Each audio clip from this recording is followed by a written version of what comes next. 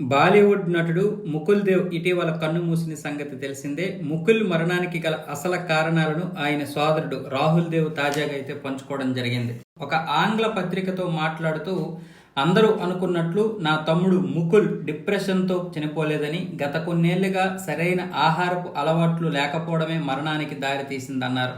ముకుల్ వారం రోజులకు పైగా ఐసీయూలో ఉన్నాడు. సరైన ఆహారపు అలవాట్లు లేకపోవడమే అతడి అనారోగ్యానికి కారణమని వైద్యులు తెలిపారు. ఆసుపత్రిలో చేరిన తర్వాత పూర్తిగా తినడం మానేశాడు. అదే సమయంలో కొంతకాలంగా ఒంటరితనంతోనూ బాధపడుతున్నాడు. సినిమా అవకాశాలు వచ్చినా అన్ని వదులుకున్నాడు అని రాహుల్ దేవ్ అయితే చెప్పుకొచ్చారు. 2019లో తన తండ్రి మరణం ముకిల్పై తీవ్ర ప్రభావం చూపిందని రాహుల్ అయితే చెప్పడం జరిగింది. అలాగే ఆ తర్వాత తన తల్లి మరణం, భార్యతో విడాకులు అతన్ని మరింత కొంగదీసినట్లు వివరించారు. దీంతో ఎక్కువ సమయం ఒంటరిగా ఉండడానికే ఇష్టపడేవాడని, ఆహారపు అలవాట్లు కూడా మారాయని అన్నారు. ఎవరో అతడికి అండగా లేకపోవడం, తనను తాను పట్టించుకోవడం మానేశాడని అన్నారు. ముకుల్ మృతిపై పలు రకాలుగా మాట్లాడుతున్నారు. అవేమీ నిజం కాదు. కొందరు అతడు ఫిట్గా లేడని ఆరోపిస్తున్నారు. హాఫ్ మారథాన్లో పరిగెత్తే సామర్థ్యం అతనికి ఉంది.